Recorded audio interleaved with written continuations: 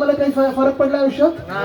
गेले 3 वर्ष आपण पाहतोय वरपासून खालपर्यंत भाजपचं शासन आहे. प्रधानमंत्री त्यांचे, मुख्यमंत्री त्यांचे, आपले प्रशासक जे महानगरपालिकेचे जवळपास त्यांचेच आहेत. आणि हे सगळं केल्यानंतर मुंबईत मी तुम्हाला 2023 साली पण सांगत होतो, आता पण तुम्हाला सांगतोय, 2 ते रस्त्याचे घोटाळे झाले, 6000 कोटीचे. रस्ते सुधारले? खड्डे बुजले? त्यांच्या खिशातले खड्डे बुजले, पण आपले खड्डे नाही बुजले रस्त्याचे. फुटपाथ एक तरी चांगलं झालंय का? एक तरी वस्ती चांगली झाली का?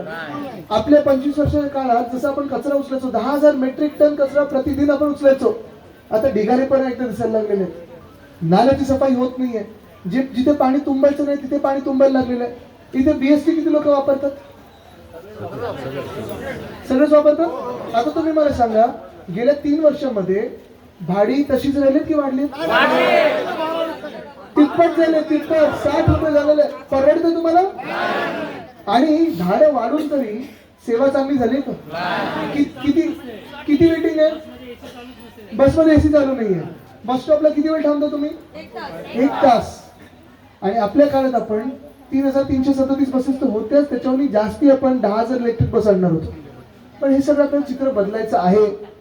ही संधी आपल्याला आत्ता आहे. कदाचित भाजपा इथे येऊन सगळीकडे प्रचार करून जाईल, आणि जे एरडी करतं, जेव्हा भाजप निवडणूक हरायला येतं तेव्हा प्रचार कशावर करतं? पैसा तर आहेच. हिंदू मुस्लिम. जेव्हा जेव्हा भाजप तुमच्या घरी येईल आणि हिंदुत्वाबद्दल बोलेल ना, त्यांना आत या घरात, काही करू नका, आरती ओवाळा, आणि त्यांना विचारायचं, तुम्ही हिंदुत्ववादी पक्ष असाल तर आज जी युती केलेली आहे आणि म्हणून मी सगळीकडे जातो. मी जिथे हिंदू एरिया किंवा मुस्लिम एरियामध्ये दोघांनी सांगतो सगळ्यांना की MIM आणि बीजेपी ही A टीम आहे. देशभरात एकमेकांच्या विरुद्ध बोलतात, भांडण निर्माण करतात, दंगली निर्माण करतात. मरतो तो साधा कार्यकर्ता, मरतो सामान्य नागरिक खेचला जातो याच्यात, आणि दोघांच्या सीटा काढून दोघेही आनंदात राहतात.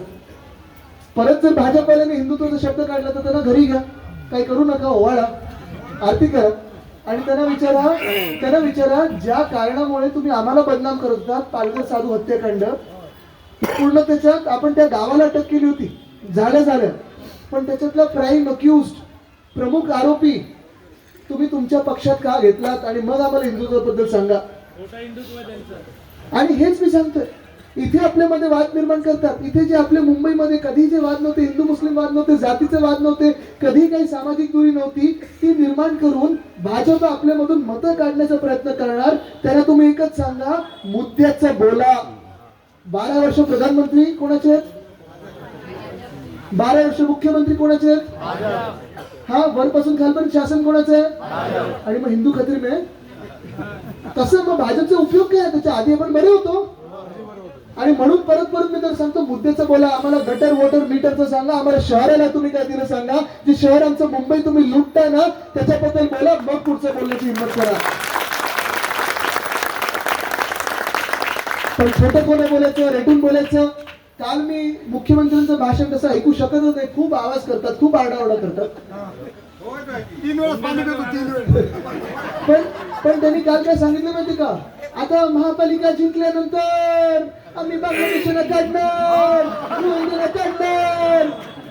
हो, महापालिका जिंकल्यानंतर तुम्ही बांगलादेशाला काढणार. सरकार कसं चालवतंय तुम्हाला माहितीये का? महापौर आणि कोणाला शहरात ठेवायचं आणि नाही ठेवायचं याचा संबंध काय? हे जे काम आहे ते केंद्रातल्या रक्षा मंत्र्यांचं आहे, गृहमंत्र्यांचं आहे, तुमचं स्वतःचं गृहमंत्र्यांचं आहे. आणि जर तुम्ही 12 वर्ष सत्तेत बसवून सांगत असाल की बांगलादेशी आपल्या राज्यात घुसलेले आहेत, तुम्ही विचार करा भाजपचा कारभार किती मोठा फेलर आहे. ही खोटी गोष्ट सगळी बोलण्याची यांची. पण आपण शिवसैनिक म्हणून जेव्हा घरोदारी जाऊ तेव्हा आपण सांगितलं पाहिजे की 5 वर्ष आम्ही जे केलं ते अभिमानाने सगळीकडे दाखवत आहोत. आम्ही कोस्टल रूट मुंबईचा केला, आम्ही सर्वात परवडणारे बस सेवा आम्ही मुंबईला दिली, आम्ही सगळ्यात चांगली बस सेवा मुंबईला दिली. शिक्षणामध्ये 1235 शाळांमध्ये 8 वेगळ्या भाषांमध्ये शिकणारे 3.25 लाख विद्यार्थी हे आमच्या शाळेमध्ये जातात, विनामूल्य जातात. तिथे डिजिटायझेशन आणलं, तिथे टॅक्स आणलं. देशातली सर्वात चांगली आरोग्य सेवा ही आमच्या महानगरपालिकेतली आहे. आणि त्यांना पुढे जाऊन आता सांगा की अमित आणि आदित्य ठाकरेंनी शब्द दिलेला आहे की मुंबई महानगरपालिकेच्या ज्या एस्टेट प्रॉपर्टीज आहेत तिथे आपण आपल्या शासकीय कर्मचाऱ्यांसाठी, पोलीस कर्मचाऱ्यांसाठी, महानगरपालिका असेल, BST असेल, फायर ब्रिगेड असेल, गिरणी कामगार असेल, मराठी माणसासाठी परवडणारी घरं बिल्डरच्या घशात न घालता BMCच्या प्लॉट्सवर आपण बनवणार आहोत, ते आपण सांगितलेलं आहे. हा शब्द आहे आपला. इथून पुढे निघत असताना तुम्हाला परत एकदा विचारतो, प्रेझेंटेशन पाहिलं सगळ्यांनी? हे सगळ्या गोष्टी त्यांना सांगणं गरजेचं आहे.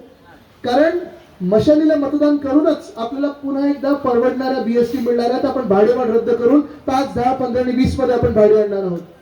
मशालीला मतदान करूनच आपण 10,000 इलेक्ट्रिक बसवणार आहोत. मशालीला मतदान करूनच पुढच्या 5 वर्ष पाण्याचे दर आपण स्थिर ठेवणार आहोत. मशालीला मतदान करूनच घरकाम करणाऱ्या महिलांना आपण नोंदणीकृत करून सन्मान निधी म्हणून 1,500 रुपये आपण प्रत्येक महिन्याला देणार आहोत. मशालीला मतदान करूनच शाळांच्या पुढे जाऊन आपल्याला ज्युनियर कॉलेज मुंबई महानगरपालिकेचं सुरू करायचं आहे. मशालीला मतदान करूनच आपल्याला पुढे आपण पाहत आहोत की आपल्याला पेट डे केअर सेंटर, कॅन्सरचं हॉस्पिटल असेल, 5 अजून वैद्यकीय महाविद्यालय असेल, हे सगळं काही मुंबईला करायचं आहे. आणि म्हणून मी तुम्हाला एकदा सांगणार आहे, पुन्हा एकदा विचारणार आहे, जिथे इंजिन असेल तिथे इंजिन, जिथे तुतारी असेल तिथे तुतारी, पण ह्या वर्डामध्ये आपलं चिन्ह कुठचं आहे? चिन्ह कुठचं आहे? चिन्ह कुठचं आहे?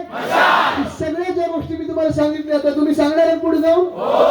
आणि मग प्रत्येक जो मतदार आपला असेल किंवा नसेल त्याला 15 तारखेला प्रेमाने, एका मुंबईकर म्हणून अभिमानाने आणि अधिकाराने ज्या गोष्टी आपण सांगितल्या, जी वचनं आपण दिली ती सांगा त्याला. शपथ आपले आपण पूर्ण करू, शब्द आपले आपण पूर्ण करू. धन्यवाद. जय हिंद, जय महाराष्ट्र.